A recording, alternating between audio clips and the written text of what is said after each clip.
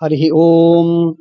ನಿಶುಸೀದ ಗಣಪತೆ ಗಣೇಶು ತ್ವಾಮಾಹುರ್ವಿಪ್ರತಮಂ ಕವೀನಾಂ ನೃತೆ ತ್ವಕ್ರಿಯತೆ ಕಿಂಚನಾರೇ ಮಹಾಮರ್ಕಂ ಮಾಘವಂ ಚಿತ್ರಮರ್ಚ.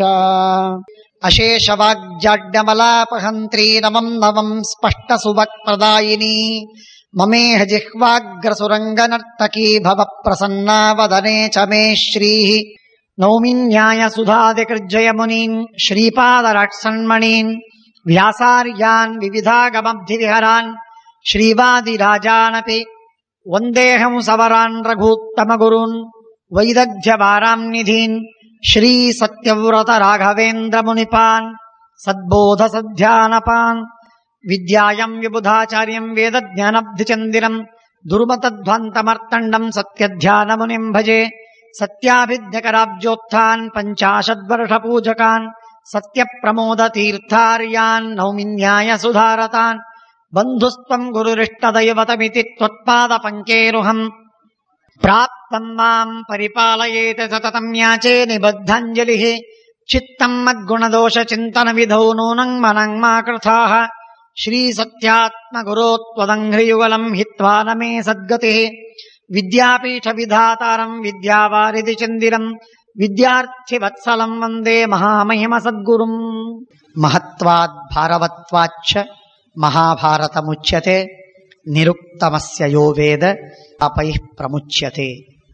ನಮೋ ಭಗವತೆ ತಸ್ಮೈ ವ್ಯಾಸಾಯ ಅಮಿತ ತೇಜಸೆ ಯಸ್ಯ ಪ್ರಸಾದಾದ್ ವಕ್ಷ್ಯಾಮಿ ನಾರಾಯಣ ಕಥಾಮಿಮಾಂ.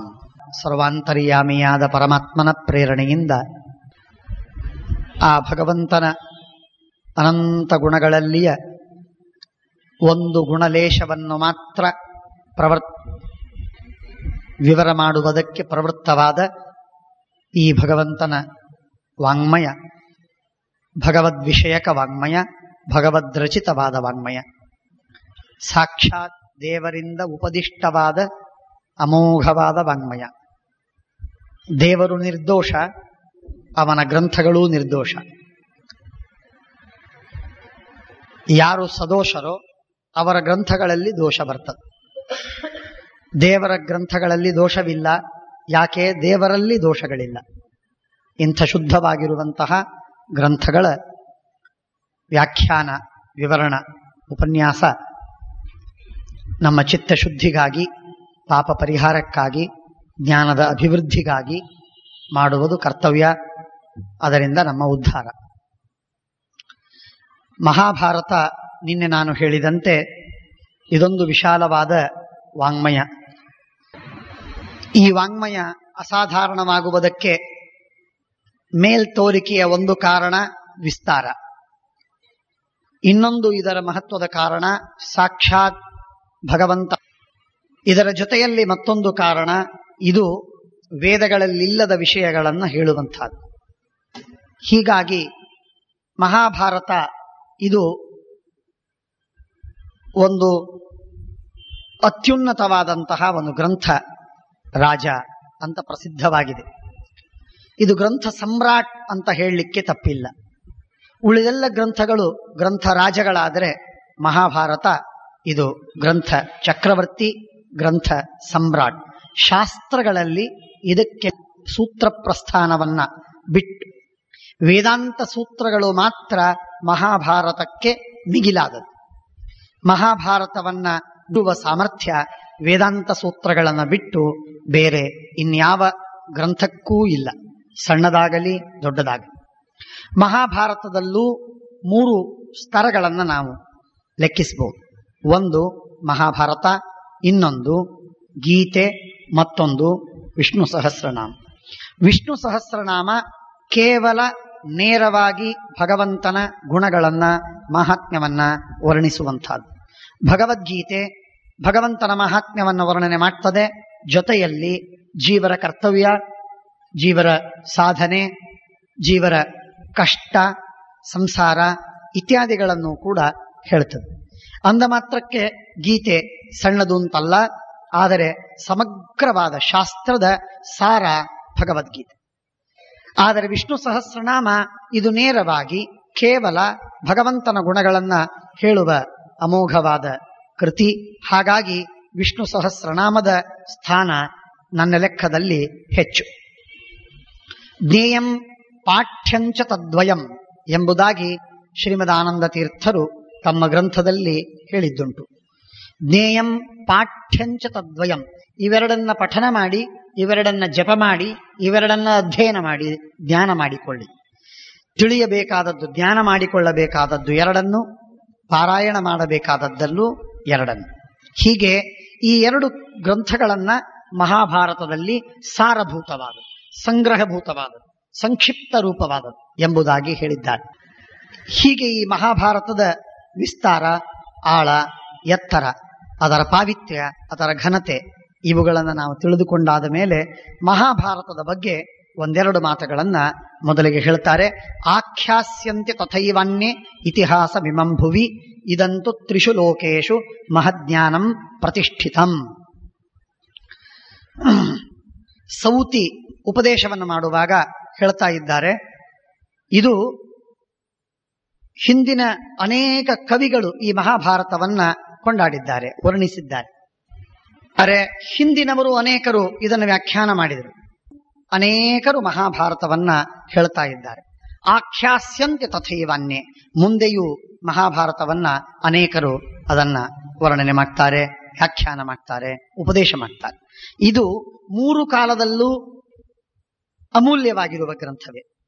ಕೆಲವು ಗ್ರಂಥಗಳು ತಮ್ಮ ಮೌಲ್ಯವನ್ನ ತಮ್ಮ ಜೀವಮಾನದಲ್ಲೇನೆ ಕಳ್ಕೊಂಡ್ಬಿಡ್ತದೆ.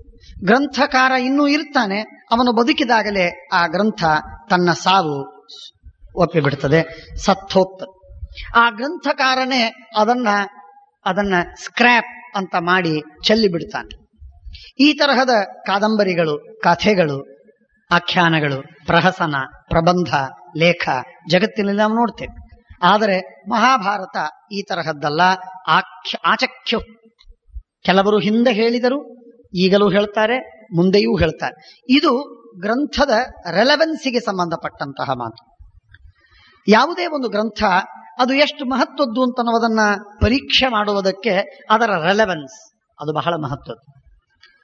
ರೆಲೆವೆನ್ಸ್ ಒಂದು ದೃಷ್ಟಿಯಿಂದ ಮಹತ್ವದ್ದಾದರೆ ಆ ಕಾಲದಲ್ಲಿ ಐತಿಹಾಸಿಕವಾಗಿ ಅದು ಎಷ್ಟು ಅವಶ್ಯಕವಾಗಿತ್ತು, ಎಷ್ಟು ಮಹತ್ವದ್ದಿತ್ತು ಅಂತ ತಿಳಿದುಕೊಳ್ಳುವುದು ಇನ್ನೊಂದು ಅಂಶ. ನಾವು ಪೆಥಗರಸ್ಸಿನ ಅನೇಕ ಮಾತುಗಳು ಅಥವಾ ಪ್ಲೇಟೋವಿನ ಅನೇಕ ಸಿದ್ಧಾಂತಗಳು, ಇಲ್ಲವೇ ಯೂಕ್ಲಿಡ್ಡಿನ ಅನೇಕ ಥೇರಮ್ಗಳು, ಇವು ಇವತ್ತು ಎಲ್ಲ ಸಂಬಂಧಪಟ್ಟದ್ದಾಗದಿದ್ದರೂ ಕೆಲವು ಆ ಕಾಲದಲ್ಲಿ ಸಂಬಂಧಪಟ್ಟದ್ದಿತ್ತು ಅನ್ನುವುದಕ್ಕಾಗಿ ಅದು ಅಪರೂಪ, ಅದು ಬಹಳ ಮಹತ್ವದ್ದು.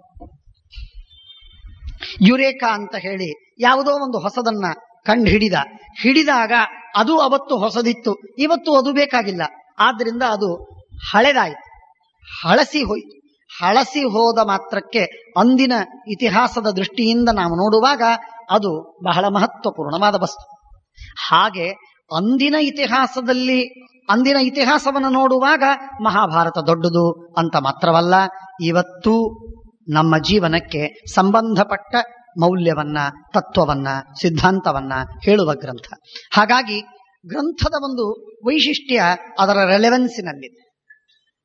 ಅದು ನಮ್ಮ ನಿತ್ಯದ ಜೀವನಕ್ಕೆ, ಇವತ್ತಿನ ವಿಚಾರಧಾರೆಗೆ ಎಷ್ಟು ಸಂಬಂಧ ಪಡುತ್ತದೆ ಅಂತನ್ನುವುದರ ಮೇಲೂ ಕೂಡ ಅದರ ಅವಶ್ಯಕತೆ, ಅದರ ಮೌಲ್ಯ ಅಳೆಯಲ್ಪಡ್ತದೆ. ಆ ದೃಷ್ಟಿಯಲ್ಲಿ ಮಹಾಭಾರತ ಸತ್ತಿಲ್ಲ, ಈಗ ಸಾಯುವುದಿಲ್ಲ, ಇನ್ನು ಮುಂದೆ ಎಂದೆಂದಿಗೂ ಇದು ಸಾಯುವುದಿಲ್ಲ. ಸಾಯುವ ಗ್ರಂಥವನ್ನ ವೇದವ್ಯಾಸರು ಬರೀಲಿಲ್ಲ. ಸಾಯುವುದೇ ಇದ್ರೆ ಅದನ್ನು ಬರೀತೇ ಇರಲಿಲ್ಲ. ಯಾಕೆ? ಸತ್ತವರ ಬಗ್ಗೆ ಬರೆದ ಗ್ರಂಥ ಅದು. ಸತ್ತು ಹೋಗುವವರ ಬಗ್ಗೆ ಬರೆದ ಗ್ರಂಥವನ್ನ ಬರೆದು ನಾವೇನ್ ಮಾಡಬೇಕಾಗಿ? ಹಾಗಲ್ಲ. ಆದ್ದರಿಂದ ಕೆಲವು ಇತಿಹಾಸಗಳನ್ನ ನಮ್ಮ ನಾನಿ ಪಾಲ್ಖಿವಾಲಾ ಹೇಳ್ತಿರ್ತಾರೆ, if you don't learn lessons from the history, you are condemned to commit the same mistakes. ಇತಿಹಾಸವನ್ನು ನೀನು ಓದದೇ ಇದ್ರೆ ಇತಿಹಾಸದಲ್ಲಿ ಆಗಿರುವ ತಪ್ಪುಗಳನ್ನ ಮತ್ತೆ ಮತ್ತೆ ನೀನು ಮರುಕಳಿಸಿ ಮಾಡ್ತೀನಿ. ಇತಿಹಾಸದಲ್ಲಿ ಆಗಿರುವ ಏನು ತಪ್ಪು ಇದನ್ನು ನೀನು ನೋಡಿಕೊಂಡ್ರೆ ಅದನ್ನು ನೀನು ತಿದ್ಕೊಳ್ಳಿಕ್ ಸಾಧ್ಯ.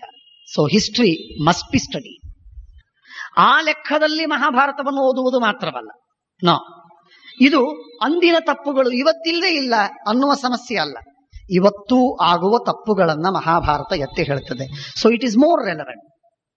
It is not an history.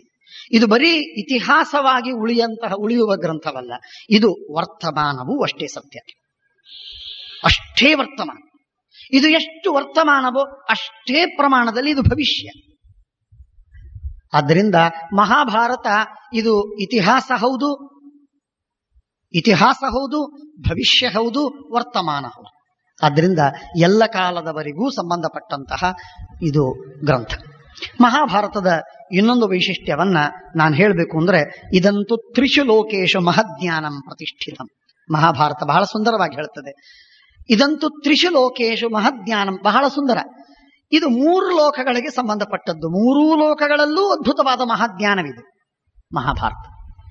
ಯಾವುದೋ ಒಂದು ಕಾವ್ಯ, ಯಾವುದೋ ಒಂದು ಗ್ರಂಥ, ವರ್ಜಿಲ್ ಬರೆದಂತಹ ಒಂದು ಈನಿಡ್ ಅಂತನ್ನುವ ಗ್ರಂಥ, ಇದು ಕೇವಲ ತನ್ನ ದೇಶದಕ್ಕೆ ಮಾತ್ರ ಸಂಬಂಧಪಟ್ಟಂತಹ ಗ್ರಂಥ. ಒಂದು ಸ್ಕಾಟ್ ಬರೆದಂತಹ ಒಂದು ಯಾವುದೋ ಗ್ರಂಥ, ವೇವರ್ಲಿ ಅಂತನ್ನುವ ಕಾದಂಬರಿ, ಅದು ಕೇವಲ ತನ್ನ ದೇಶಕ್ಕೆ ಮಾತ್ರ ಸಂಬಂಧಪಟ್ಟಂತಹ ಕಾದಂಬರಿ. ಹೀಗೆ ಅನೇಕ ಕಾಲತಃ ಸೀಮಿತವಾಗುತ್ತೆ, ದೇಶದಿಂದ ಅವು ಬಂಧಿತವಾಗುತ್ತೆ. ದೇಶದ ಬಂಧನವನ್ನ ಮೀರಿದ, ಕಾಲದ ಬಂಧನವನ್ನ ಅತಿಕ್ರಮಿಸಿದ ಅದ್ಭುತವಾದ ಗ್ರಂಥ ಅಂದ್ರೆ ಮಹಾಭಾರತ. ಎಷ್ಟು ವಿಚಿತ್ರ ನೋಡಿ. ಇಲ್ಲಿ ಹಿಂದೆ ಹೇಳಿದ್ರು, ಆಖ್ಯಾಸ್ಯಂತಿ ತಥೈವನ್ನೇ ಇತಿಹಾಸ ವಿಮಂಭುವಿ ಅನ್ನುವ ಶ್ಲೋಕದಲ್ಲಿ ಇದಕ್ಕೆ ಕಾಲದ ನಿರ್ಬಂಧವಿಲ್ಲ. ಕಾಲಾತೀತವಾದಂತಹ ಗ್ರಂಥ ಮಹಾಭಾರತ. ಕಾಲಾತೀತ ಗ್ರಂಥ ಮಹಾಭಾರತ ಅಂತ ಹೇಳಿದರೆ ಅವರಿಗೆ ತೃಪ್ತಿಯಾಗಲಿಲ್ಲ.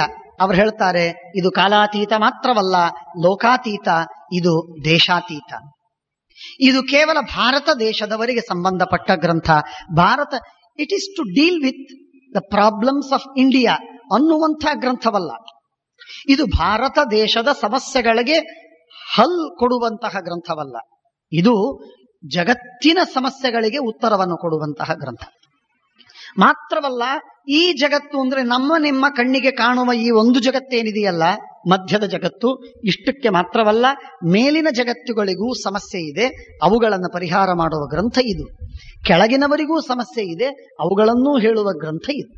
ಹಾಗಾಗಿ ತ್ರಿಷು ಲೋಕೇಶು ಮಹಜ್ಞಾನಂ ಪ್ರತಿಷ್ಠಿತಂ. ಮಹಾಭಾರತದ ಬಗ್ಗೆ ಎಷ್ಟು ವಿಸ್ತಾರವಾಗಿ. ಹಾಗಾಗಿ ಕಾಲಾತೀತವೂ ದೇಶಾತೀತವೂ ಆಗಿರುವಂತಹ ಮಹತ್ತರವಾದ ಜ್ಞಾನ ಇದು ಮಹಾಭಾರತ. ಮಹಾಭಾರತ ಪ್ರತಿಯೊಬ್ಬ ಜೀವನ ಬಹಿರಂಗವನ್ನು ಸ್ಪರ್ಶ ಮಾಡಿಲ್ಲ.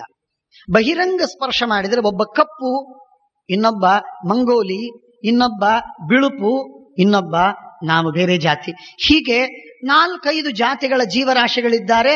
ಇದು ಕಪ್ಪಿನ ಜಾತಿಯ ಜೀವರಾಶಿಗಳಿಗೆ ಸಂಬಂಧಪಟ್ಟ ಒಂದು ವಿಮರ್ಶೆ, ಚರ್ಚೆ ಅಂತ ಕೆಲವರು ಹೇಳಿದ್ರೆ, ಇಲ್ಲ ಇದು ಬೂರ್ಷ್ವಾ ಅಂತ ಜನರಿಗೆ ಮಾತ್ರ ಸಂಬಂಧಪಟ್ಟದ್ದು, ಬೋಲ್ಶೆವಿಕ್ಸಿಗೆ ಮಾತ್ರ ಸಂಬಂಧಪಟ್ಟ ಸಮಸ್ಯೆ, ಕ್ಯಾಪಿಟಲಿಸ್ಟರಿಗೆ ಮಾತ್ರ. ಇದು ಹಾಗೆ ಅಲ್ಲ. ಇದು ಜೀವನ ನಾಡಿಗೆ ಸಂಬಂಧಪಟ್ಟ ಸಮಸ್ಯೆ. ಮನುಷ್ಯ ಅಂತ ಯಾರೋ, ಮಾನಸ ಅಂತ ಯಾರೋ, ಮನಸ್ಸು ಅಂತ ಯಾರಿಗುಂಟೋ, ಸಮಾಜ ಅಂತ ಯಾರಿಗಿದೆಯೋ, ದುಃಖ ಅಂತ ಯಾರಿಗಿದೆಯೋ, ಆ ದುಃಖವನ್ನು ಕಳೆದುಕೊಳ್ಳಬೇಕೆಂಬಂತಹ ಹಂಬಲ ಯಾರಿಗಿದೆ, ಅವನಿಗೆ ಸಂಬಂಧಪಟ್ಟ ಗ್ರಂಥ ಮಹಾಭಾರತ. ಹಾಗಾಗಿ ಇದು ಜೀವನ ಮೂಲಭೂತವಾದ ಸಮಸ್ಯೆಗಳ ಬಗ್ಗೆ ಆಲೋಚಿಸುವಂತಹ ಅಮೂಲ್ಯವಾದ ಗ್ರಂಥ ಮಹಾಭಾರತವಾಗಿದೆ. ಆದ್ದರಿಂದ ಇದು ದೇಶಕ್ಕೆ, ಕಾಲಕ್ಕೆ, ವ್ಯಕ್ತಿಗಳಿಗೆ, ಕ್ಲಾನಿಗೆ ಅಥವಾ ಕಾಸ್ಟಿಗೆ, ಒಂದು ಕ್ರೀಡಿಗೆ, ಒಂದು ಸೆಕ್ಸಿಗೆ ಸಂಬಂಧಪಟ್ಟದ್ದಲ್ಲ. ಇದೆಲ್ಲವನ್ನು ಮೀರಿದಂತಹ ಗ್ರಂಥ. ತಾರೈಶ್ಚ ಸಮಾಸೈಶ್ಚ. ಮಹಾಭಾರತವನ್ನ ನಾವು 2 ರೀತಿಯಿಂದಾಗಿ ಓದುವ ಕ್ರಮ. ಒಂದು, ವಿಸ್ತಾರವಾಗಿ ನಿಧಾನಕ್ಕೆ ಒಂದೊಂದು ವಾಕ್ಯವನ್ನು ಮೆಲಕ್ ಹಾಕಿ ರೋಮಂಥ ಮಾಡ್ತಾ ಓದು. ಡ್ಯೂಯಿ ಅನ್ನುವಂತಹ ಒಬ್ಬ ದೊಡ್ಡ ತತ್ವಜ್ಞಾನಿ, ಎಜುಕೇಷನಿಸ್ಟ್, ಅವನು ದೊಡ್ಡ ಎಜುಕೇಷನಿಸ್ಟ್. ಅವನು ತನ್ನ ಗ್ರಂಥದಲ್ಲಿ ಅಧ್ಯಯನ ಮಾಡುವ ಕ್ರಮದ ಬಗ್ಗೆ ಒಂದು ಮಾತನ್ನು ಹೇಳ್ತಾನೆ, ಸುಂದರವಾದ ಮಾತನ್ನು ಹೇಳ್ತಾನೆ. ನನಗೆ ಈ ದನಗಳನ್ನು ನೋಡಿದರೆ ನನಗೆ ಬಹಳ ಸಂತೋಷವಾಗ್ತದೆ. ದನದಂತೆ ನಾವಿರಬೇಕು ಅಧ್ಯಯನದಲ್ಲಿ, ದನದಂತೆ ನಾವಿರಬೇಕು, ಎತ್ತಿನಂತೆ ಆಕಳಿನಂತೆ ನಾವಿರಬೇಕು ಅಧ್ಯಯನದ ವಿಷಯದಲ್ಲಿ ಅಂತ ಅವನು ಹೇಳುವ ಮಾತು. ಯಾಕೆ? ಅದು ತೆಗೆದುಕೊಳ್ಳುವಾಗ ಎಲ್ಲವನ್ನು ಗಬಗಬಗ ಅಂತ ತಿಂದು ಬಿಡುತ್ತದೆ. ಆದರೆ ತಿಂದ ಆಹಾರವನ್ನ ಪಚನವಾಗುವುದಕ್ಕಾಗಿ ತಾನು ಹೊತ್ತು ಕಳೀತದೆ. ಆ ಹೊತ್ತಿನಲ್ಲಿ ಅದು ponder over the things which it has learned. ತಾನು ಓದಿದ, ತಿಳಿದ, ಕಲಿತ, ಉಂಡ ಆಹಾರವನ್ನ ಪಚನ ಮಾಡುವುದಕ್ಕಾಗಿ ರೋಮಂಥನ ಮಾಡಿದಂತೆ ಓದಿದ ವಿಷಯವನ್ನ ಎಸಿಮಿಲೇಟ್ ಮಾಡಿಕೊಳ್ಳಬೇಕು, ನಮಗೆ ಉಪಯೋಗ ಬೀಳಬೇಕು, ಅದು ರಕ್ತಗತವಾಗಬೇಕು ಅಂತ ಅನ್ನೋದಕ್ಕಾಗಿ ರೋಮಂಥನ ಮಾಡಬೇಕು. ಇದು ಬಹಳ ನನಗೆ ಸೇರ್ತದೆ ಅಂತ ಜಾನ್ ಡ್ಯೂಯಿ, ಇವನು ಬಹಳ ದೊಡ್ಡ ತತ್ವಜ್ಞಾನಿ, ಅವನು ಹೇಳುವಂತಹ ಮಾತು. ನಾನು ಯಾಕೆ ಈ ಮಾತನ್ನು ಹೇಳಿದೆ ಅಂದ್ರೆ, ವಿಸ್ತಾರೈಶ್ಚ ಸಮಾಸೈಶ್ಚ ಧಾರ್ಯತೆ ಯದ್ವಿಜಾತಿಭಿ. ಜ್ಞಾನಿಗಳು ಇದನ್ನ ವಿಸ್ತಾರವಾಗಿಯೂ ಅಧ್ಯಯನ ಮಾಡಬಹುದು, ಇದನ್ನ ಸಂಕ್ಷೇಪವಾಗಿಯೂ ಅಧ್ಯಯನ ಮಾಡಬಹುದು. ನಮ್ಮ ಆನಂದ ತೀರ್ಥರು ಒಂದು ಮಾತನ್ನು ಹೇಳ್ತಾರೆ, ಸಂಕ್ಷೇಪ ವಿಸ್ತಾರಾಭ್ಯಾಂಚ ಕಥಯಂತಿ ಮನೀಷಿಣಃ ಬಹುವಾರ ಸ್ಮೃತಿಸ್ತಸ್ಯ ಫಲಬಾಹುಲ್ಯ ಕಾರಣ. ಯಾವುದೇ ಗ್ರಂಥವನ್ನ ಅಧ್ಯಯನ ಮಾಡುವಾಗ ವಿಸ್ತಾರವಾಗಿ ಓದಿ, ಆದರೆ ವಿಸ್ತಾರ ಓದಿದ ಮಾತ್ರಕ್ಕೆ ಉಪಯೋಗ ಬೀಳುತ್ತೆ ಅಂತಿಲ್ಲ. ಯಾಕೆಂದ್ರೆ ಮುಂದಿನದನ್ನು ಓದುವಾಗ ಹಿಂದಿನದೆಲ್ಲ ಮಾಯವಾಗಿರ್ತದೆ. ಏನ್ ಪ್ರಯೋಜನ? ಒಂದಕ್ಕೊಂದು ಒಂದು ಸಂಬಂಧಪಟ್ಟಂತಹ ರೀತಿಯೊಳಗೆ ಅದು ಅವಗಾಹನೆಗೆ ಬರುವುದಿಲ್ಲ. ಅದಾಗಬೇಕಾದರೆ ಅದು ಒಂದು ಅದರಲ್ಲೊಂದು ಒಂದು ಒಂದು thread passes through the whole work. ಅಲ್ಲೊಂದು ಕರೆಂಟ್ ಇದೆ, ಅಲ್ಲೊಂದು ಥ್ರೆಡ್ ಇದೆ, ಪ್ರಾರಂಭದಿಂದ ಹಿಡಿದುಕೊಂಡು ಕೊನೆವರೆಗೆ. ಅದಕ್ಕೆ ಗ್ರೀಕ್ ದೇಶದ ನಾಟಕಕಾರರು ಅದನ್ನ ಕರೆದ್ರು, ಅರ್ಥಾತ್ ಲಿಟರರಿ ಕ್ರಿಟಿಸಿಸಮ್ನಲ್ಲಿ ಬರ್ತಕ್ಕಂಥದ್ದು consistency, unity of the actions ಅಂತ ಹೇಳ್ತಾನೆ. ಯುನಿಟಿ ಆಫ್ ದ ಆಕ್ಷನ್ಸ್ ಅಂತ ಹೇಳ್ತಾನೆ. ಪ್ರಾರಂಭದಿಂದ ಹಿಡಿದುಕೊಂಡು ಕೊನೆವರೆಗೆ ನಡೆಯುವಂತಹ ಎಲ್ಲ ಘಟನೆಗಳಲ್ಲಿ ಒಂದು ಸಂಬಂಧ ಇರಬೇಕು. ಅಸಂಬದ್ಧವಾದ ಯಾವುದೋ ಒಂದು ಮಾತನ್ನ ತಂದ್ರೆ ಪ್ರಯೋಜನವಿಲ್ಲ. ಹಾಗೆ ಯುನಿಟಿ, ಆ ಯುನಿಟಿ ಗೊತ್ತಾಗಬೇಕಾದರೆ ಒಂದೊಂದನ್ನು ಬಿಡಿ ಬಿಡಿಯಾಗಿ ಓದಿದರೆ ಅದು ಬದನೆಕಾಯಿ, ಅದು ಬದನೆಕಾಯಿ ವ್ಯಾಪಾರ. ಬದನೆಕಾಯಿ ತರಲಿಕ್ಕೆ ಒಬ್ಬನು ಹೋದನಂತೆ, ಅಂಗಡಿಗೆ ಹೋಗಿ ತಗೊಂಡು ಬರಬೇಕು ಒಂದು ಬದನೆಕಾಯಿ. ತಾಯಿ ಹೇಳಿದ್ದಂತೆ 8 ಬದನೆಕಾಯಿ ಬೇಕು. ಅವನು ಹೋದ ಅಂಗಡಿಗೆ, ಅವರು ಕೊಟ್ಟರು 8 ಅಂತ ಕೊಟ್ಟರು. ಇವನು ಎಣಿಸಿದ 1, ಇನ್ನೊಂದು ತಗೊಂಡ ಇದು 1, ಇನ್ನೊಂದು ತಗೊಂಡ 2, ಇದು 1, ಇನ್ನೊಂದು ತಗೊಂಡ 1. ಎಷ್ಟು ತಗೊಂಡ್ರು ಒಂದೇ ಆಯ್ತದು. ಅದು 2ನೇದ್ದು ಬರಲೇ ಇಲ್ಲ, 8ನೇದ್ದಾಗಲೇ ಇಲ್ಲ. ತಾಯಿಗೆ ಹೇಳಿದ, ಅಮ್ಮ 8 ಇಲ್ಲ, ಎಲ್ಲ ಒಂದೊಂದೇ ಇವೆ. ಹಾಗೆ ನಮ್ಮ ಮಹಾಭಾರತ ಆ ಬದನೆಕಾಯಿ ಹಾಗಾಗ್ತದೆ. ಹಾಗಾಗಬಾರದು. ಅದಕ್ಕೆ ಸಮಾಸ ಬೇಕು, ಸಮಾಸ ಬೇಕು, ಸಂಗ್ರಹ ಬೇಕು, ಸಂಕ್ಷೇಪ ಬೇಕು. ಒಟ್ಟಾರೆ ಏನ್ ಹೇಳಿದ್ರು ಅಂತ ಗೊತ್ತಾಗುವುದಕ್ಕೆ ಸಂಕ್ಷೇಪ ಬೇಕು. ಆ ಸಂಕ್ಷೇಪ ಮಹಾಭಾರತವನ್ನ ಸಂಕ್ಷೇಪದಿಂದಲೂ ಅಧ್ಯಯನ ಮಾಡಬೇಕು. ಅದಕ್ಕಾಗಿಯೇ ಮೊದಲಿನ ಒಂದು 5-10 ಅಧ್ಯಾಯಗಳಲ್ಲಿ ಸಂಕ್ಷೇಪವಾಗಿ ಹೇಳ್ತಾರೆ. ಹೀಗೆ ಸಂಕ್ಷೇಪವಾಗಿಯೂ ಅಧ್ಯಯನ ಮಾಡಬೇಕು, ವಿಸ್ತಾರವಾಗಿಯೂ ಅಧ್ಯಯನ ಮಾಡಬೇಕು. ಅಂದಾಗ ಸರಿಯಾಗಿ ನಮಗೆ ತತ್ವಜ್ಞಾನ ಬರ್ತದೆ. ಆ ಗ್ರಂಥದ ತಿರುಳು ತಿಳಿತದೆ. ಇಲ್ಲದೆ ಇದ್ರೆ ಜೊಳ್ಳು ಕೈಯಲ್ಲಿ ಉಳಿತದೆ. ಅದಾಗಬಾರದಂತಾದ್ರೆ ಸಂಕ್ಷೇಪ ವಿಸ್ತಾರಗಳಿಂದ ಬೇಕು. ಅಲಂಕೃತಂ ಶುಭೈ ಶಬ್ದೈ ಸಮಯೈರ್ ದಿವ್ಯ ಮಾನುಷೈ. ಇಲ್ಲಿ ಹೇಳಿದ ವಿಷಯಗಳೇನಿವೆ ಇವು ಬಹಳ ವಿಚಿತ್ರವಾಗಿ ಸಂಕ್ಷೇಪದಿಂದಲೂ ಅಧ್ಯಯನ ಮಾಡಬೇಕು. ಅದಕ್ಕಾಗಿಯೇ ಮೊದಲಿನ ಒಂದು 5-10 ಅಧ್ಯಾಯಗಳಲ್ಲಿ ಸಂಕ್ಷೇಪವಾಗಿ ಹೇಳ್ತಾರೆ. ಹೀಗೆ ಸಂಕ್ಷೇಪವಾಗಿಯೂ ಅಧ್ಯಯನ ಮಾಡಬೇಕು, ವಿಸ್ತಾರವಾಗಿಯೂ ಅಧ್ಯಯನ ಮಾಡಬೇಕು. ಅಂದಾಗ ಸರಿಯಾಗಿ ನಮಗೆ ತತ್ವಜ್ಞಾನ ಬರ್ತದೆ. ಆ ಗ್ರಂಥದ ತಿರುಳು ತಿಳಿತದೆ. ಇಲ್ಲದೆ ಇದ್ರೆ ಜೊಳ್ಳು ಕೈಯಲ್ಲಿ ಉಳಿತದೆ. ಅದಾಗಬಾರದಂತಾದ್ರೆ ಸಂಕ್ಷೇಪ ವಿಸ್ತಾರಗಳಿಂದ ಬೇಕು. ಅಲಂಕೃತಂ ಶುಭೈ ಶಬ್ದೈ ಸಮಯೈರ್ ದಿವ್ಯ ಮಾನುಷೈ. ಇಲ್ಲಿ ಹೇಳಿದ ವಿಷಯಗಳೇನಿವೆ ಇವು ಬಹಳ ವಿಚಿತ್ರವಾಗಿದೆ. ಏನು ವಿಷಯ ಇದೆ ಅಂದ್ರೆ, ಇಲ್ಲಿನ ವಿಷಯಗಳನ್ನ ಹೇಳಿದ್ದನ್ನ ನಾವು ಪರೀಕ್ಷೆ ಮಾಡುವುದಕ್ಕೆ ಒಂದು ಯಾರ್ಡ್ ಸ್ಟಿಕ್ ನಮ್ಮ ಕೈಯಲ್ಲಿದೆ. ಅದೇನದು? ಅದು ಹ್ಯೂಮನ್, ಮಾನುಷ. ಮಾನುಷವಾದಂತಹ ಒಂದು ಪ್ಯಾರಾಮೀಟರ್ ಇಂದ ನಾವು ಸಿಗುವುದಿಲ್ಲ ನಿನಗೆ, ಒಂದು ಸಿಗುವುದಿಲ್ಲ ನಿನಗೆ. ನಾನು ನಮ್ಮ ಬಾವಿಯೊಳಗಿರ್ತಕ್ಕ ಮೀನು ಸಣ್ಣ ಸಣ್ಣ ಸಣ್ಣ ಮೀನುಗಳು ಅಂತ ಹೇಳಿ 1 ಫೂಟಿಂದ ಏನೋ ಒಂದು ಸಣ್ಣದ ನಾವು ಇಟ್ಕೊಂಡು ಹೋದರೆ ಸಮುದ್ರದಲ್ಲಿ ಸಾಕಾಗುವುದಿಲ್ಲ. ಅಲ್ಲಿ ಬೇರೆ ಲೆಕ್ಕ, ಅಲ್ಲಿ ಬೇರೆ ಲೆಕ್ಕ, ಅಲ್ಲಿ ಬೇರೆ ಲೆಕ್ಕ, ಇಲ್ಲಿ ಬೇರೆ ಲೆಕ್ಕ. ಹೀಗೆ ನಾವು ಮಾನವೀಯ ಮಾನದಂಡಗಳಿಂದ ನಾವು ಮಹಾಭಾರತದ ಎಲ್ಲ ಆಗು ಹೋಗುಗಳನ್ನ, ವ್ಯಕ್ತಿ ಹಾಗೂ ಅವರ ಭಾವನೆಗಳನ್ನ ಅಳಿಲಿಕ್ಕಾಗುವುದಿಲ್ಲ, ಅಳಿಬಾರದು. ಅಳೆದ್ರೆ ವಿ ಅಟರ್ಲಿ ಫೇಲ್. ಅದಕ್ಕಾಗಿ ಮಾನವ ಮಾನದಂಡವನ್ನು ಮಾತ್ರ ಇಟ್ಕೊಳ್ಬೇಡಿ, ದಿವ್ಯವಾದ ಸಮಯವೂ ಇಲ್ಲಿದೆ. ಅದು ಡಿವೈನ್ ಪ್ಯಾರಾಮೀಟರ್. ಅದನ್ನೂ ನಾವಿಲ್ಲಿಟ್ಕೊಂಡು ನೋಡಿದಾಗ ಮಹಾಭಾರತದ ಪರಿಕಲ್ಪನೆ ಪೂರ್ಣವಾಗಿ ಬರಲಿಕ್ಕುಂಟು, ನಮಗೆ ವ್ಯವಸ್ಥಿತವಾಗಿ ಗೊತ್ತಾಗುತ್ತೆ. ಇಲ್ಲದಿದ್ರೆ ಗೊತ್ತಾಗೋದಿಲ್ಲ. ಇದು ಮೊದಲಿಗೆ ಹೇಳಿದ್ದಾರೆ. ಇದನ್ನು ಬಿಟ್ಟು ನಾವು ಕೇವಲ ಮಾನವೀಯ ಮಾನದಂಡದಿಂದ ನಾವು ಅಳಿತೇವೆ, ನಮಗಾಗುವುದಿಲ್ಲ, ಕೈ ಸೋತ್ ಹೋಗುತ್ತೆ. ಎಷ್ಟಂತ ನಾವು ಕೈ ಹಾಕಬೇಕು? ಹಿಮಾಲಯ ಪರ್ವತವನ್ನು ಅಳಿಬೇಕು, ಅಥವಾ ಸ್ಟೆಲ್ಲರ್ ಸ್ಪೇಸ್ ಅಳಿಬೇಕು, ಒಂದು ನಕ್ಷತ್ರದಿಂದ ಇನ್ನೊಂದು ನಕ್ಷತ್ರದವರೆಗಿರುವಂತಹ ವಿಸ್ತಾರವನ್ನ ಅಳಿಬೇಕು. ಕೈಯಿಂದ, ಮೊಣಕಾಯಿಯಿಂದ ನಾನು ಅಳಿತೇನೆ ಅಂತಂದ್ರೆ ಮೊಣಕೈಯಿಂದ ಅಳಿಯೋದಲ್ಲ, ಲೈಟ್ ಇಯರ್ಸ್ ಇಂದ ಅಳಿಯೋದು. ಹಾಗೆ ಇಲ್ಲೂ ಕೂಡ ಬೇರೆ ಬೇರೆ ಮಾನದಂಡಗಳಿವೆ. ಅಲಂಕೃತಂ ಶುಭೈ ಶಬ್ದೈ ಸಮಯೈರ್ ದಿವ್ಯ ಮಾನುಷೈ ಛಂದೋ ವೃತ್ತೈಶ್ಚ ವಿವಿಧೈ ಅನ್ವಿತಂ ವಿದುಷಾಂ ಪ್ರಿಯಂ. ಜ್ಞಾನಿಗಳಿಗೆ ಇದು ಬಹಳ ಆನಂದವಾಗುತ್ತೆ. ಮಧ್ವಾಚಾರ್ಯರು ಈ ಮಾತನ್ನು ಹೇಳ್ತಾರೆ. ಉದೀರ್ಣ ವಿದ್ಯಾ ಯಸ್ಮಿನ್ ರಮಂತೆ ಹರಿಪಾದ ಭಕ್ತಾ. ಭಗವದ್ಭಕ್ತರಾಗಿರುವಂತಹ ಉದೀರ್ಣ ವಿದ್ಯರು, ಯಾರಿಗೆ ಬಹಳ ಜ್ಞಾನವಿದೆ, ಅವರಿಗೆ ತಾತ್ಪರ್ಯ ನಿರ್ಣಯದಲ್ಲಿ ಪರಮಾನಂದವಾಗುತ್ತೆ. ಹಾಗೆ ಮಹಾಭಾರತದಲ್ಲಿ ಆನಂದವಾಗಬೇಕಾದರೆ ನಮ್ಮ ಅನುಭವ, ನಮ್ಮ ಜ್ಞಾನ ಎರಡೂ ಅತಿ ಹೆಚ್ಚಾಗಿದೆ. ಅತಿ ಹೆಚ್ಚಿನ ಪ್ರಮಾಣದಲ್ಲಿ ಅನುಭವ ಮತ್ತು ಜ್ಞಾನಗಳು ಮತ್ತೆ ಅದು ರೂಢಿಯಾಗಿದ್ರೆ ಆಗ ಮಹಾಭಾರತ ನಿಜವಾಗಿ ರುಚಿ, ಅದರ ಆಳ ಅದು ತಿಳಿಲಿಕ್ಕೆ ಸಾಧ್ಯ. ಆದ್ದರಿಂದ ಇತಿಹಾಸಮಿಮಂ ಚಕ್ರೆ ಪುಣ್ಯಂ ಸತ್ಯವತೀ ಸುತಃ ವೇದವ್ಯಾಸವನ್ನ ಮಾಡಿ, ವೇದಗಳ ವಿಭಾಗವನ್ನ ಮಾಡಿ ಇತಿಹಾಸವನ್ನ ವೇದವ್ಯಾಸ ದೇವರು ಬರೆದಿದ್ದಾರೆ. ಹಿಮಾಲಯ ಪರ್ವತದ ಮೇಧ್ಯವಾದ ಅತ್ಯಂತ ಪವಿತ್ರವಾಗಿರುವಂತಹ ಭಾಗ.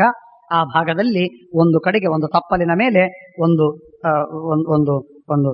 ಆಸನವನ್ನ ಹಾಕಿಕೊಂಡು ದರ್ಭ ಸಂಸ್ತರದ ಮೇಲೆ ಶುದ್ಧರಾದ ವೇದವ್ಯಾಸ ದೇವರು ಶಾಂತವಾದ ಮನಸ್ಸಿನಿಂದ ತಪಸ್ಸು ಮಾಡ್ತಾ ಅಲ್ಲಿ ಕೂತಿದ್ದಾರೆ.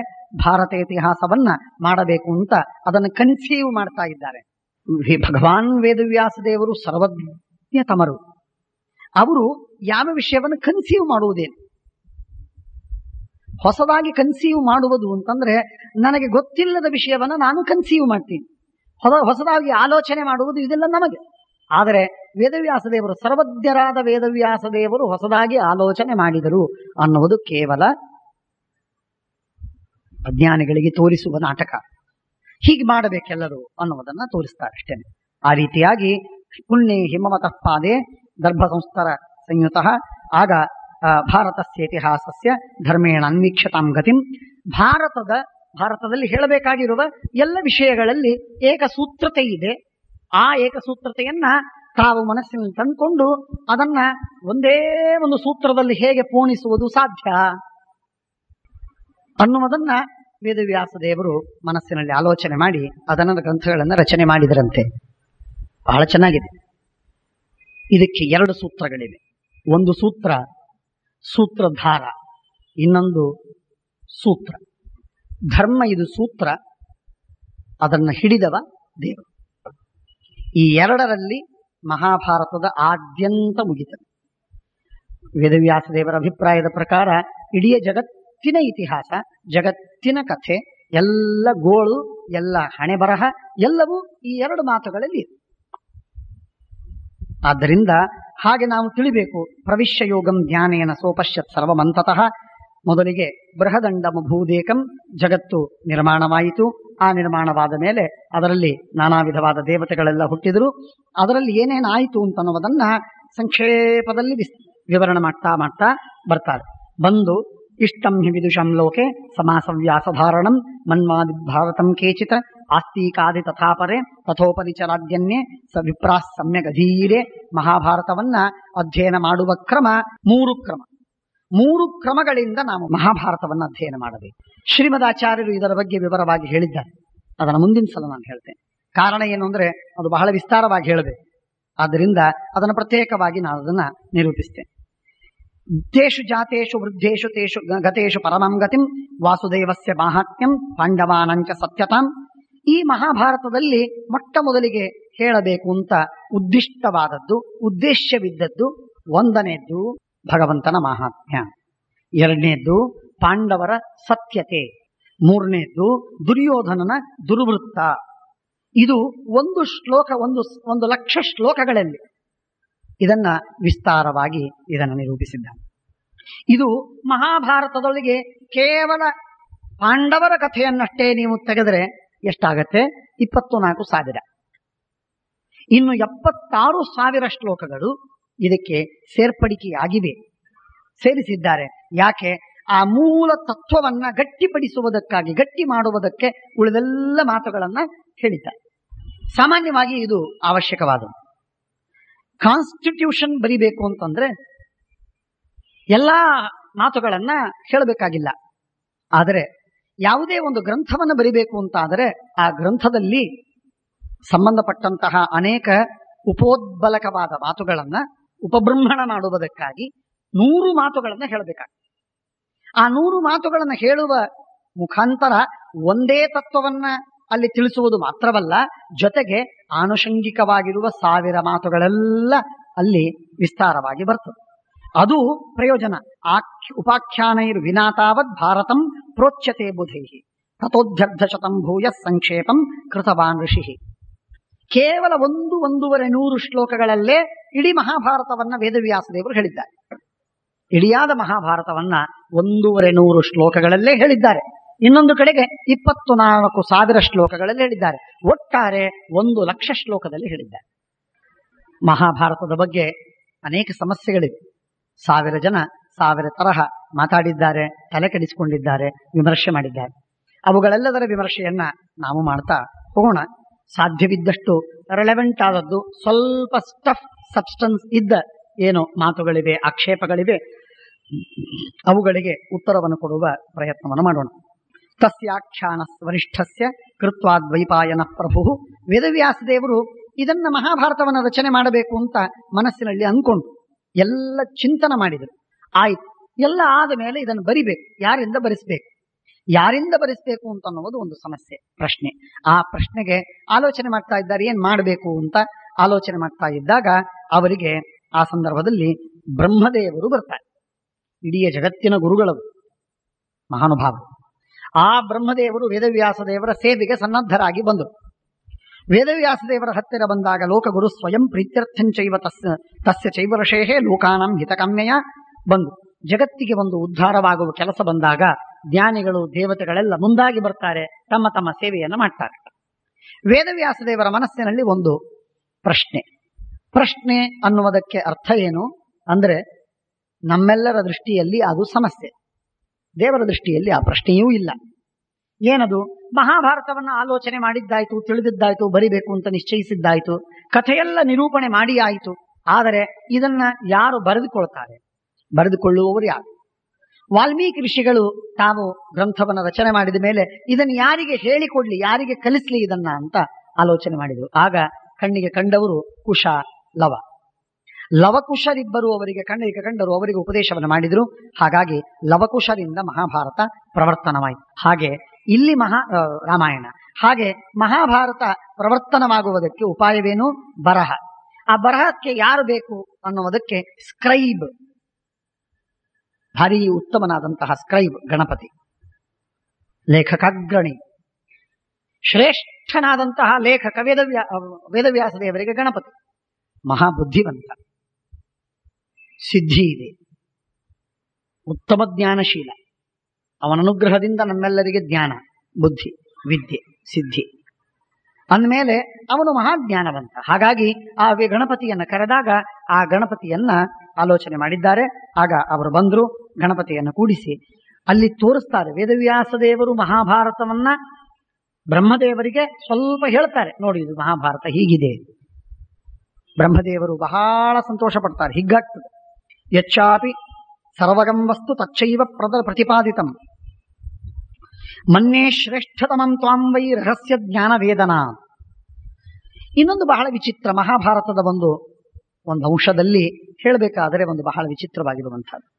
ವಿನ್ಸ್ಟನ್ ಚರ್ಚಿಲ್ ವರ್ಲ್ಡ್ ವಾರಿನ ಬಗ್ಗೆ 8 ವಾಲ್ಯೂಮ್ ಬರೆದಿದ್ದಾರೆ, ಬಹಳ ವಿಸ್ತಾರವಾದ. ನಾನು 10 ಪುಟಗಳನ್ನು ಓದಿದ್ದೇನೆ.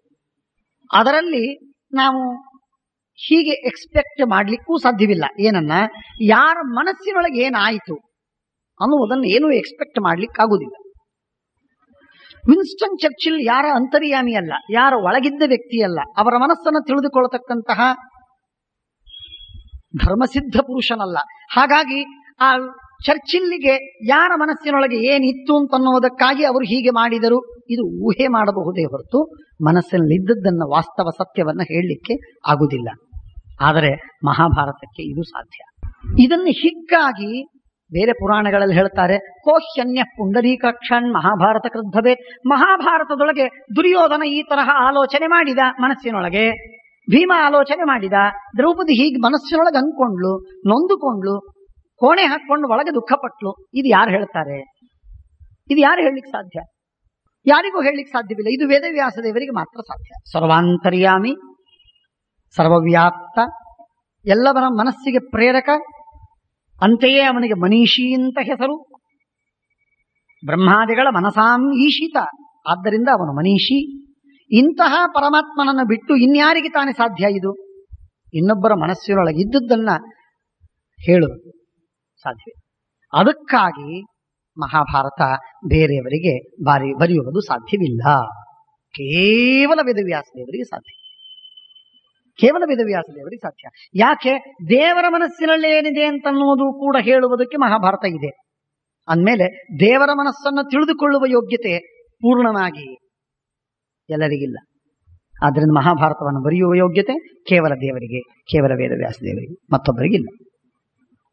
ಅದಕ್ಕಾಗಿ ಕೋಹ್ಯನ್ಯ ಪುಂಡರೀಕಾಕ್ಷಾತ್ ಮಹಾಭಾರತ ಕೃದ್ಭವೇತ್ ಮಹತ್ವಾತ್ ಭಾರವತ್ವಾಚ್ಚ ಮಹಾಭಾರತ ಮುಚ್ಚತೆ. ಈ ಮಾತು ನಾನು ಹೇಳುವ ಮಾತಲ್ಲ, ಇದನ್ನು ವಾದಿರಾಜ ಸ್ವಾಮಿಗಳವರು ತಾತ್ಪರ್ಯ ನಿರ್ಣಯ ಟಿಪ್ಪಣಿಯಲ್ಲಿ ಈ ಮಾತನ್ನು ಬರೀತಾರೆ. ಯಾವ ಅಸ್ತ್ರವನ್ನು ಬಿಟ್ಟು, ಯಾವ ಶಸ್ತ್ರವನ್ನು ಬಿಟ್ಟು, ಅದೇ ಹೇಗೆ ಗೊತ್ತಾಗತ್ತೆ? ಅದು ಬೆಂಕಿ ಕಾರಿದರೆ ಇದು ಅಗ್ನ್ಯಸ್ತ್ರ ಗೊತ್ತಾದೀತು. ಆದರೆ 18 ಅಕ್ಷೌಹಿಣಿ ಸೈನ್ಯ ಈಚೆ ಆಚೆ ಸೇರಿಕೊಂಡು, ಆ ಎಲ್ಲ ಅಕ್ಷೌಹಿಣಿ ಸೈನ್ಯದಲ್ಲಿ ಲಕ್ಷ ಲಕ್ಷ ಜನ, ಆ ಜನ ಎಲ್ಲರೂ ಕೂಡ ಬಿಟ್ಟ ಬಾಣ ಏನು, ಅದಕ್ಕೆ ಪ್ರತಿಯಾಗಿ ಬಿಟ್ಟ ಬಾಣ ಏನು, ಇದೆಲ್ಲ ಯಾರು ಹೇಳ್ತಾರೆ? ಯಾರ ಮನಸ್ಸಿನಲ್ಲಿ ಏನು ಬಂತು? ಅದು ಹೇಗೆ ಗೊತ್ತಾಗ್ಲಿಕ್ಕೆ ಸಾಧ್ಯ? ಇದು ವೇದವ್ಯಾಸ ದೇವರಿಗೆ ಮಾತ್ರ ಸಾಧ್ಯ ಅಂತ ವಾದಿರಾಜ ಸ್ವಾಮಿಗಳವರು ಕೋಹ್ಯನ್ಯ ಪುಂಡರೀಕಾಕ್ಷಾತ್ ಅಂತನ್ನುವ ವಾಕ್ಯಕ್ಕೆ ವ್ಯಾಖ್ಯಾನವನ್ನು ಮಾಡುವಾಗ ಈ ಮಾತನ್ನು ಬರೀತಾರೆ. ಆ ಲೆಕ್ಕದಲ್ಲಿ ನಾವು ಆಲೋಚಿಸಬೇಕಾದರೆ ಅದನ್ನ ಮಹಾಭಾರತದ ಆದಿಭಾಗದಲ್ಲಿ ಬ್ರಹ್ಮದೇವರು ವೇದವ್ಯಾಸ ದೇವರ ಬಗ್ಗೆ ಹೇಳ್ತಾರೆ. ಮೊನ್ನೆ ಹೇಳ್ತಾರೆ, ಮೊನ್ನೆ ಶ್ರೇಷ್ಠತಮಂ ತ್ವಾಂ ವೈ ರಹಸ್ಯ ಜ್ಞಾನ ವೇದನಾ. ಸ್ಪಷ್ಟವಾಗಿ ಹೇಳಿದ್ದಾರೆ, ನೀವು ಶ್ರೇಷ್ಠತಮರು, ಅತ್ಯುತ್ತಮರು. ಯಾಕೆ? ರಹಸ್ಯ ಜ್ಞಾನ ವೇದನ. ರಹಸ್ಯ ಅಂದ್ರೆ ಏಕಾಂತದಲ್ಲಿ ಆದದ್ದು, ಇನ್ ದ ರೀಸೆಸ್, ಬಹಳ ಏಕಾಂತದಲ್ಲಿ ಗುಟ್ಟಿನಲ್ಲಿ ಆದದ್ದು, ಯಾರೂ ಇಲ್ಲದಿರುವಾಗ ನಾನು ಅವನು ಇಬ್ಬರು ಮಾತ್ರ ಮಾತಾಡಿದ್ದು, ಅದು ಯಾರಿಗೆ ಗೊತ್ತಿಲ್ಲ. ಆದರೆ ಮಹಾಭಾರತ ಬರೆದ ವೇದವ್ಯಾಸ ದೇವರಿಗೆ ಗೊತ್ತು ಆ ಗುಟ್ಟು. ಮನಸ್ಸಿನಲ್ಲಿ ಆಲೋಚನೆ ಮಾಡಿದ್ದು ಗೊತ್ತು.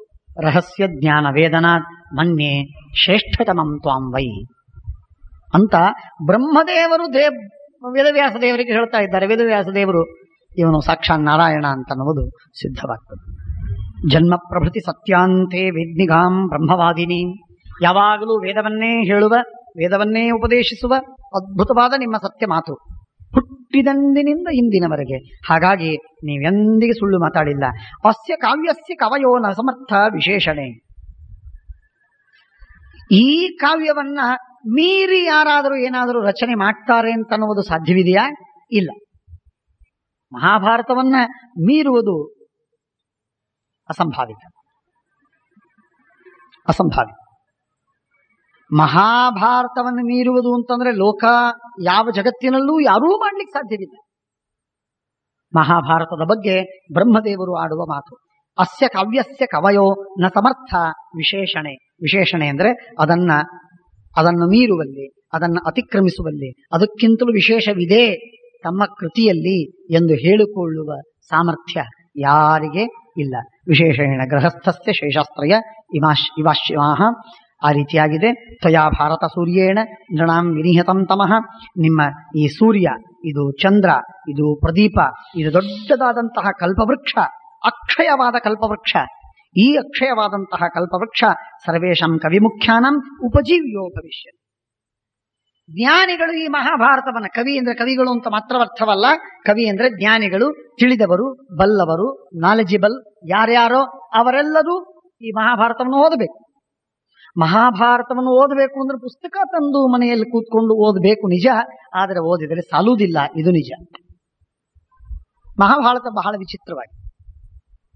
ವಿಚಿತ್ರವಾಗಿ ಮಧ್ವಾಚಾರ್ಯರು ಹೇಳಿಕೊಟ್ಟಂತಹ 4 ಏನೊಂದು ಚೌಕಟ್ಟಿದೆ, ಆ ಚೌಕಟ್ಟಿನಲ್ಲಿ ನಾವು ಹೊರಟಾಗಲು ಹೆಜ್ಜೆ ಹೆಜ್ಜೆಗೆ ಮಧ್ವಾಚಾರ್ಯರು ದೀಪ ಕೊಡ್ತಾರೆ, ಬೆಳಕು ಕೊಡ್ತಾರೆ, ದಾರಿ ತೋರಿಸ್ತಾರೆ. ಇದು ಎಚ್ಚರ ಅಂತಂತಾರೆ, ಇಲ್ಲಿ ಪಿಟ್ಫಾಲ್ ಇದೆ ಅಂತಂತಾರೆ, ಎಲ್ಲ ತೋರಿಸ್ತಾರೆ. ಇಷ್ಟಿದ್ದು ನಾವು ತಪ್ಪುತ್ತೇವೆ. ಹೀಗಿರುವಾಗ ಮಹಾಭಾರತವನ್ನ ಯಾವ ಆಸರೆ ಇಲ್ಲ, ಯಾವ ಗೈಡೆನ್ಸ್ ಇಲ್ಲ, ಯಾವರ ಉಪದೇಶ ಇಲ್ಲ, ಯಾವರ ಮಾರ್ಗದರ್ಶನವಿಲ್ಲದೆ ಮಹಾಭಾರತವನ್ನ ಓದುವುದು ಅತ್ಯಂತ ಅಸಂಭವ. ಸರ್ವೇಷಾಂ ಕವಿಮುಖ್ಯಾನಾಂ ಉಪಜೀವ್ಯೋ ಭವಿಷ್ಯ. ಮಹಾಭಾರತ ಎಲ್ಲ ಜ್ಞಾನಿಗಳಿಗೆ ಉಪಜೀವ್ಯ, ಆಹಾರ ಎಲ್ಲರಿಗಿದೆ. ನಿನಗೇನು ಬೇಕು ಹೇಳು. ಮಾನವ ಸಮಾಜಕ್ಕೆ ಬೇಕಾಗಿರುವಂತಹ ಎಲ್ಲ ಉಪಜೀವ್ಯ ಇಲ್ಲಿದೆ. ನೀನು ಕಂಪ್ಯೂಟರ್ನ ಏನೋ ಒಂದು ವಿಷಯ, ಅಥವಾ ಆರ್ಟಿಫಿಷಿಯಲ್ ಇಂಟೆಲಿಜೆನ್ಸಿನ ವಿಷಯ, ಅಥವಾ ಬಯೋಟೆಕ್ನಾಲಜಿಯ ವಿಷಯ ಮಹಾಭಾರತದಲ್ಲಿ ಬಂದಿಲ್ಲ ಅಂತ ತಲೆಹರಟೆ ಮಾಡಬೇಡ. ಮಾನವ ಆಸ್ ಎ ಹೋಲ್ ಏನ್ ಸಮಸ್ಯೆ ಇದೆಯೋ ಅದನ್ನೆಲ್ಲ ಇಲ್ಲಿ ತೆಗೆದುಕೊಂಡು ಬಾ. ಈ ಮಹಾಭಾರತದಲ್ಲಿ ಅದಕ್ಕೆ ಉತ್ತರ ಇದೆ. ಹೀಗೆ ಈ ಮಹಾಭಾರತದ ವೈಶಿಷ್ಟ್ಯವನ್ನು ಹೇಳುವಾಗ ಮಹಾಭಾರತದ ಒಂದು ಪರಿಧಿಯನ್ನು ತೋರಿಸ್ತಾರೆ. ಪರಿಧಿಯನ್ನು ಯಾಕೆ ತೋರಿಸ್ತಾರೆ ಅಂತಂದ್ರೆ, ಉಳಿದೆಲ್ಲ ಸಣ್ಣ ಸಣ್ಣ ವಿಷಯಗಳು, ನಾವೇನೋ ಒಂದು ವಿಷಯ ರಾಕೆಟ್ ಇದೆಯೇನೋ ಅಂತ ಕೇಳ್ತೇವೆ. ಮಹಾಭಾರತದ ಯದಿ ಹಾಸ್ತಿ ತದನ್ಯತ್ರ ಎನ್ನೇ ಹಾಸ್ತಿ ನಕುತ್ರಚಿತ ಅಂತಂದ ತಕ್ಷಣ ರಾಕೆಟ್ ಇದೆಯೇನು? ಹಾಗಾದ್ರೆ ಸಣ್ಣ ಸಣ್ಣ ಮಕ್ಕಳು they are tempted to ask this questions. Rocket ಇದೇನ್ರಿ? ಈಗ ನಾವು ಚಿಪ್ ಮಾಡ್ತೇವೆ, ಅಂತ ಚಿಪ್ಪುಗಳಿವೆಯೇನು ಮಹಾಭಾರತದಲ್ಲಿ? ಏನನ್ನ ಕೇಳ್ತಾರೆ. ಈ ತರಹ ಮಾತಾಡೋದು ಅರ್ಥವಿಲ್ಲದ ಮಾತು. It is all trivial, it is all trash. If we consider the problem of humanity, ಇದೆಲ್ಲ ಬಹಳ ಜಸ್ಟ್ ಫಿಲ್ತ್, ಏನರ್ಥವಿಲ್ಲ. ಆದ್ದರಿಂದ ಆ ಸಮಸ್ಯೆಗಳಿಗೆ, ಅದರ ಗೊಡವೆಗೆ ಹೋಗಬೇಡಿ. ಮಾನವ ಅನ್ನುವ ಆಸ್ ಎ ಹೋಲ್, ಮನುಷ್ಯರನ್ನ ನಾವು ಅಧ್ಯಯನ ಮಾಡುವುದು ಮಹಾಭಾರತದಲ್ಲಿ ಇಡಿಯಾಗಿ ಅಂತನ್ನುವುದಕ್ಕೆ ಅರ್ಥ ಬಹಳ ವಿಸ್ತಾರವಾಗಿದೆ. ಮಾನವನನ್ನ ನಾವು ಅಧ್ಯಯನ ಮಾಡುವುದು ಹೇಗೆ ಮಾಡ್ತೇವೆ? ನೀವು ನೋಡಿರಬಹುದು, ಸಹಜವಾಗಿ ನಾನು ರೆಫರ್ ಮಾಡ್ತೇನೆ. ತನ್ನ ಆರ್ಗನನ್ ಅಂತನ್ನುವ ಗ್ರಂಥದಲ್ಲಿ ಈ ಆರ್ಥೋಡಾಕ್ಸ್ ಏನು ಒಂದು ಮೆಡಿಕಲ್ ಟ್ರೀಟ್ಮೆಂಟ್ ಇದೆ, ಈಗ ಅಲೋಪತಿಯ ಏನು ಮೆಡಿಕಲ್ ಟ್ರೀಟ್ಮೆಂಟ್ ಇದೆ, ಅದರ ಬಗ್ಗೆ ಬಹಳ ಖಂಡನೆ ಮಾಡ್ತಾರೆ, ಬಹಳ ಬೈತಾರೆ. ಅವರು ಕೇವಲ ಒಂದೇ ಒಂದು ಭಾಗಕ್ಕೆ ಅವರು ಟ್ರೀಟ್ಮೆಂಟ್ ಕೊಡ್ತಾರೆ. ಇದು ಸರಿಯಲ್ಲ. We must study man as a whole ಅಂತ ಅವನ ವಾದ. ಈಗ ಯಾರೋ ಹೇಳ್ತಾರೆ, ತಮಾಷೆ ಮಾಡ್ತಿದ್ರು, ಸೂಪರ್ ಸ್ಪೆಷಲೈಸೇಷನ್. ಎಷ್ಟಪ್ಪ ಸೂಪರ್ ಸ್ಪೆಷಲೈಸೇಷನ್ ಅಂತಂದ್ರೆ, ಬಲಗೈಗೆ ರೋಗ ಆದರೆ ಒಬ್ಬ, ಎಡಗೈಗೆ ರೋಗ ಆದರೆ ಮತ್ತೊಬ್ಬ, ಈ ತರಹ ಸೂಪರ್ ಸ್ಪೆಷಲೈಸೇಷನ್. ಇದರಿಂದ ಏನಾಗಿದೆ ಅಂದ್ರೆ, ಮನುಷ್ಯ ಇವನು ಒಂದು ಭಾಗವಾಗಿ ಬಿಟ್ಟಿದ್ದಾನೆ. ಮನುಷ್ಯ ಆಸ್ ಎ ಹೋಲ್ ಅವನ ಅಧ್ಯಯನ ನಡೀತಾ ಇಲ್ಲ. ಆ ದೃಷ್ಟಿಯೊಳಗೆ ಹನಿಮನ್ ಹೇಳುವಂತಹ ಬಯ್ಯುವ ಮಾತು, ಇದು ಭಾಗವಾಗಿ ಮಾನವನನ್ನು ಅಧ್ಯಯನ ಮಾಡಬೇಡಿ, ಇಡಿಯಾಗಿ ಅಧ್ಯಯನ ಮಾಡಿ, ಪುಡಿ ಮಾಡಬೇಡಿ ಅಂತನ್ನೋದು ಅವನ ವಾದ.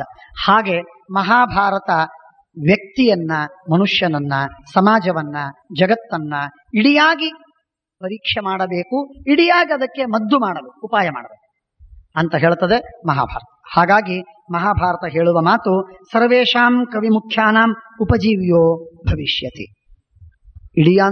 ಸಮಗ್ರವಾಗಿರುವಂತಹ ವ್ಯಕ್ತಿಯ, ಸಮಗ್ರ ಅಂತನ್ನುವ ಶಬ್ದಕ್ಕೆ ಅರ್ಥ ಏನು ಅಂದ್ರೆ, ನಾವು ಹೇಳುವುದು ಹುಟ್ಟಿನಿಂದ ಇವತ್ತಿನವರೆಗೆ ಅಂತ, ಅದು ಸಮಗ್ರತೆ ಅಲ್ಲ.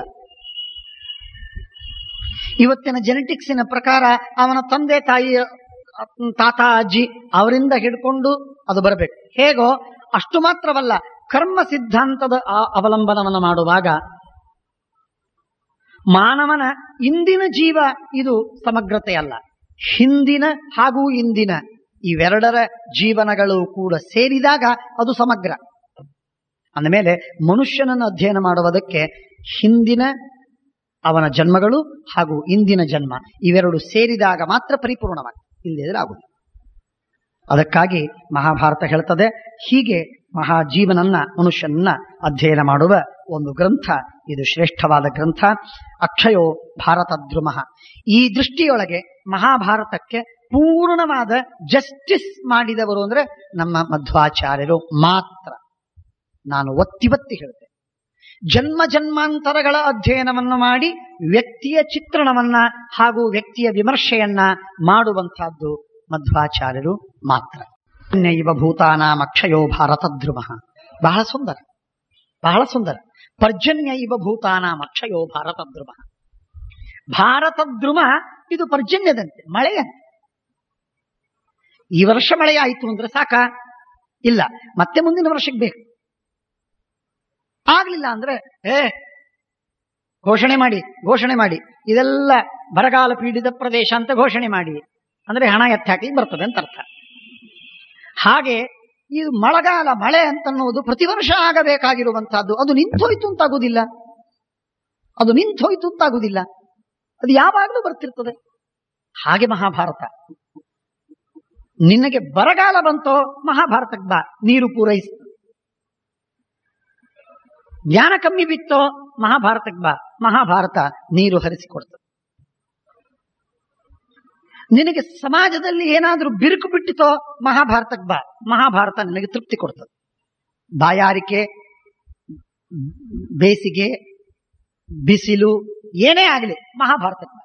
ಮಹಾಭಾರತ ಹಸಿರು ಮಾಡ್ತದೆ ಜೀವನವನ್ನು, ಸಮಾಜವನ್ನು, ಜಗತ್ತನ್ನು. ಇದು ಅಕ್ಷಯ, ಇದು ನಾಶವಾಗುವುದಿಲ್ಲ.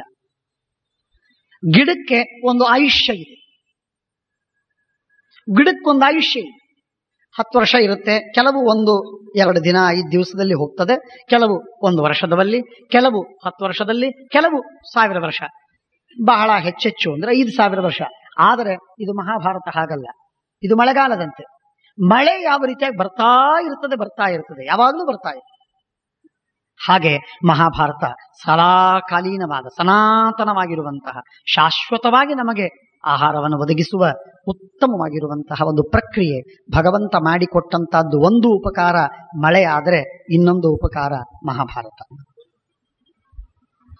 ಆದ್ದರಿಂದ ಪರ್ಜನ್ಯ ಇವ ಭೂತಾನಾಂ ಅಕ್ಷಯೋ ಭಾರತದ್ರುಮಃ. ಕಾವ್ಯಸ್ಯ ಲೇಖನಾರ್ಥಾಯ ಗಣೇಶ ಸ್ಮರ್ಯತಾಂ ಮುನೆ. ಇದೆಲ್ಲ ಹೊಗಳಿದ್ದು ಬ್ರಹ್ಮದೇವರಂತಾರೆ, ಎಂಥ ಅಪೂರ್ವವಾದ ಗ್ರಂಥವನ್ನು ಬರೆದಿದ್ದೀರಿ. ವಾಲ್ಮೀಕಿ ರಾಮಾಯಣಕ್ಕೂ ಬ್ರಹ್ಮದೇವರು ಪ್ರಾರಂಭದಲ್ಲಿ ಬಂದರು, ಮಹಾಭಾರತಕ್ಕೂ ಪ್ರಾರಂಭದಲ್ಲಿ ಬ್ರಹ್ಮದೇವರು ಬಂದರು. ಆದರೆ ಮಹಾಭಾರತವನ್ನು ವರ್ಣನೆ ಮಾಡುವ ಕ್ರಮಕ್ಕೂ ವಾಲ್ಮೀಕಿ ರಾಮಾಯಣನ ವರ್ಣನೆ ಮಾಡುವ ಕ್ರಮಕ್ಕೂ ಬಹಳ ಬಹಳ ಅಂತರವಿದೆ. ಅಲ್ಲಿ ವಾಲ್ಮೀಕಿ ಆಶೀರ್ವಾದ ಮಾಡಿ, ಅನುಗ್ರಹ ಮಾಡಿ ವರ ಕೊಟ್ಟು ಹೋಗ್ತಾರೆ. ಇಲ್ಲಿ ವರ ಕೊಟ್ಟು ಹೋಗುವುದಿಲ್ಲ, ಇದ್ದ ಮಹಾ ಸಾಮರ್ಥ್ಯವನ್ನ ಸ್ತೋತ್ರ ಮಾಡಿ ಬ್ರಹ್ಮದೇವರು ಹೋಗ್ತಾರೆ. ಇದು ಬಹಳ ಮೌಲಿಕ ವ್ಯತ್ಯಾಸ. ಮಹಾಭಾರತ ಮತ್ತು ರಾಮಾಯಣಗಳ ಬಗ್ಗೆ ಸಾಕಷ್ಟು ಆಲೋಚನೆ ಮಾಡಬೇಕಾದದ್ದು. ಒಂದೇ ಮಾತಿನಲ್ಲಿ ನಾನು ಹೇಳ್ತೀನಿ, ನೆನಪಾಗಿದೆ ಅಂತ ಅನ್ನುವುದಕ್ಕೆ. ಮಹಾಭಾರತದ ಬಗ್ಗೆ ಅರಬಿಂದೋ ಅವರು ಬಹಳ ಅದರ ಬಗ್ಗೆ ಅಭಿಮಾನ. ರಾಮಾಯಣವನ್ನ ಅವರು ಹೇಳುವುದು ಅಂತಂದ್ರೆ ಅವರ ಶಬ್ದಗಳಲ್ಲಿ ಹೇಳುವುದಿಲ್ಲ, ಆದರೆ ಅವರ ಅಭಿಪ್ರಾಯ ಹೇಳಬೇಕು ಅಂತಂದ್ರೆ ಮೋಲ್ ಹಿಲ್ ಮತ್ತು ಮೌಂಟನ್ಗಳಲ್ಲಿ ವ್ಯತ್ಯಾಸ ಇದ್ದಷ್ಟು ಮಹಾಭಾರತ ಮತ್ತು ರಾಮಾಯಣಗಳಲ್ಲಿ ವ್ಯತ್ಯಾಸ ಇದೆ ಅಂತ ಹೇಳ್ತಾರೆ. ರಾಮಾಯಣ ಇದು ಸಣ್ಣದಾದ ಒಂದು ವಿಹಾರದ ಒಂದು ಪಾಂಡ್. ನಾವು ಈ ಸಾಡಿ ನಮ್ದೊಂದು ದೊಡ್ಡದಾದಂತಹ ಸೊಸೈಟಿ, ಆ ಸೊಸೈಟಿಗೆ ಬೇಕು ಅಂತನ್ನುವುದಕ್ಕಾಗಿ ಮಾಡಿಕೊಂಡಿರುವಂತಹ ಒಂದು ಸಣ್ಣದಾದ ಈಜುಗೊಳ ಅಷ್ಟು ಸಣ್ಣದು ರಾಮಾಯಣ. ಆದರೆ ಮಹಾಭಾರತ ಮಹಾಸಾಗರ. ಇದು ನಾನು ಹೇಳುವ ಮಾತಲ್ಲ, ಇದನ್ನು ಅರಬಿಂದೋ ಅವರು ಹೇಳುವ ಮಾತು. ಅರಬಿಂದೋ ಹೇಳಿ ಏನೋ ಹೇಳದೇ ಇದ್ರೇನೋ, ಮಹಾಭಾರತವನ್ನ ಬ್ರಹ್ಮದೇವರು ಹೇಳಿದ ಮಾತು. ಹಾಗಾಗಿ ಆ ಬ್ರಹ್ಮದೇವರು ಹೇಳಿದ ಮಾತನ್ನ ನಾವು ಗಮನಿಸಿದಾಗ ಆ ಮಹಾಭಾರತದ ಆಳ, ಅದರ ವಿಸ್ತಾರ, ಅದರ ಎತ್ತರ, ಅದರ ಅಗಾಧತೆ, ಅದರ ಭಾರ ಎಲ್ಲವೂ ಅದ್ಭುತ. ಆದರೆ ರಾಮಾಯಣ ಈ ದೃಷ್ಟಿಯೊಳಗೆ ಬಹಳ ಸೀಮಿತವಾದ ಸಣ್ಣದಾದಂತಹ, ನಮಗೆ ಬೇಕಾದಾಗ ನಾವು ಹೋಗಿ ಅಲ್ಲಿ ವಿಹಾರ ಮಾಡಿಕೊಂಡು ಬರಬಹುದು. ರಾಮಾಯಣವೂ ವಾಲ್ಮೀಕಿ ರಾಮಾಯಣವೂ ನಮ್ಮ ಪಾಲಿಗೆ ಸಾಗರವೇ, ಅದು ಸಂದೇಹವಿಲ್ಲ, ನಮ್ಮ ಪಾಲಿಗೆ ಸಾಗರವೇ. ಆದರೆ ಬ್ರಹ್ಮದೇವರ ಪಾಲಿಗೂ ಮಹಾಸಾಗರವಾದದ್ದು ಮಹಾಭಾರತ. ಇದು ವ್ಯತ್ಯಾಸ. ವಾಲ್ಮೀಕಿ ರಾಮಾಯಣ ನಮ್ಮ ಪಾಲಿಗೂ ಸಾಗರವೇ, ಆದರೆ ಮಹಾಭಾರತ ಬ್ರಹ್ಮದೇವರ ಪಾಲಿಗೂ ಮಹಾಸಾಗರ. ಇಷ್ಟು ಅದ್ಭುತವಾದಂತಹ ಗ್ರಂಥ.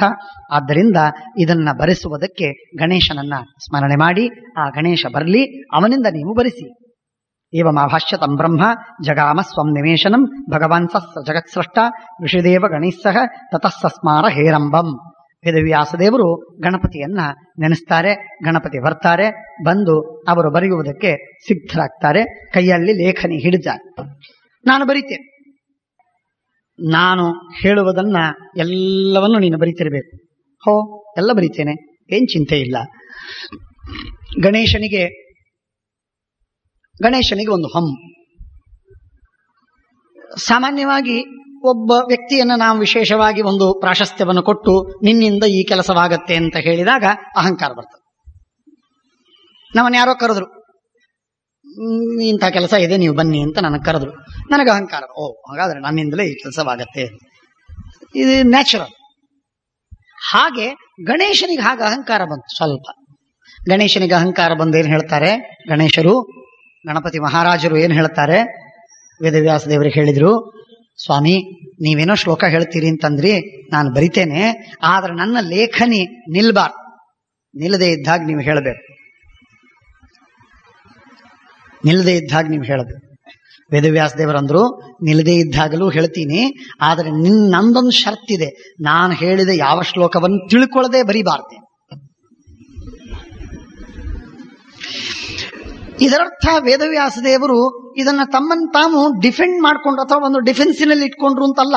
ಅಂದ್ರೆ ತಮಗೆ ವೇಗದಿಂದ ಶ್ಲೋಕ ಮಾಡ್ಲಿಕ್ಕೆ ಬರುವುದಿಲ್ಲ, ಹಾಗಾಗಿ ಒಂದು ಕಷ್ಟದ ಶ್ಲೋಕವನ್ನು ಕೊಟ್ಟು ಬಿಡೋದು, ಅದನ್ನು ಬರೆದು ವಿಚಾರ ಮಾಡುವುದರಲ್ಲಿ ಇವರು 10 ಶ್ಲೋಕಗಳನ್ನು ಮಾಡ್ತಿದ್ರು. ಹಾಗೆ ಬರ್ತದೆ ಇಲ್ಲೇ, ಹಾಗೆ ತಿಳಿಬೇಡಿ. ಇದು ದೇವೈರಿಪಿ ಸುದುರ್ಗಮ ಈ ಮಹಾಭಾರತ ಅನ್ನುವುದನ್ನು ತೋರಿಸುವುದಕ್ಕಾಗಿ ಈ ರೀತಿಯ ಶ್ಲೋಕಗಳನ್ನ ಅಲ್ಲಲ್ಲಿ ಕೊಟ್ಟಿದ್ದಾರೆ. ಅದಕ್ಕೆ 8 ಶ್ಲೋಕ ಸಹಸ್ರಾಣಿ ಗ್ರಂಥಗ್ರಂಥಿಂ ತದಾಚಕ್ರೆ ಮುನಿರ್ಗೂಢಂ ಕುತೂಹಲಾತ್ ಯಸ್ಮಿನ್ ಪ್ರತಿಜ್ಞೆಯ ಪ್ರಾಹ ಮುನಿರ್ದ್ವೈಪಾಯನಸ್ತ್ವಿದಂ. 8800 ಶ್ಲೋಕಗಳಿವೆ. ಅವು ಯಾರಿಗೆ ಗೊತ್ತಿಲ್ಲ. ಅಹಂ ವೇದ್ಮಿ, ಶುಕೋ ವೇತ್ತಿ, ಸಂಜಯೋ ವೇತ್ತಿ. ನನಗೆ ಗೊತ್ತು, ಶುಕಾಚಾರ್ಯರಿಗೆ ಗೊತ್ತು, ಸ್ವಲ್ಪ ಸಂಜಯನಿಗೆ ಅಲ್ಲಲ್ಲಿ ಗೊತ್ತು ಅಂತ ವೇದವ್ಯಾಸ ದೇವರು ತಮ್ಮ ಮಹಾಭಾರತದ ಬಗ್ಗೆ ಆ ರೀತಿಯಾಗಿ ಹೇಳ್ತಾರೆ. ತಾತ್ಪರ್ಯ ಅಷ್ಟು ಕಠಿಣವಾದಂತಹ ಒಗಟಿನಂತೆ ಇರುವ ಶ್ಲೋಕಗಳು ಇವೆ ಅನ್ನುವುದನ್ನ ಹೇಳಿ. ಸರ್ವಜ್ಞೋಪಿ ಗಣೇಶೋ ಯಕ್ಷಣಮಸ್ತೆ ವಿಚಾರಯನ್. ಮಹಾಜ್ಞಾನಿಯಾಗಿದ್ದರು, ಸರ್ವಜ್ಞನಾಗಿದ್ದರೂ ಕೂಡ ಗಣೇಶ ಒಂದು ಹೊತ್ತು ಸ್ವಲ್ಪ ಹೊತ್ತು ವಿಚಾರವನ್ನು ಮಾಡ್ತಾ ಕೂತಿದ್ರು.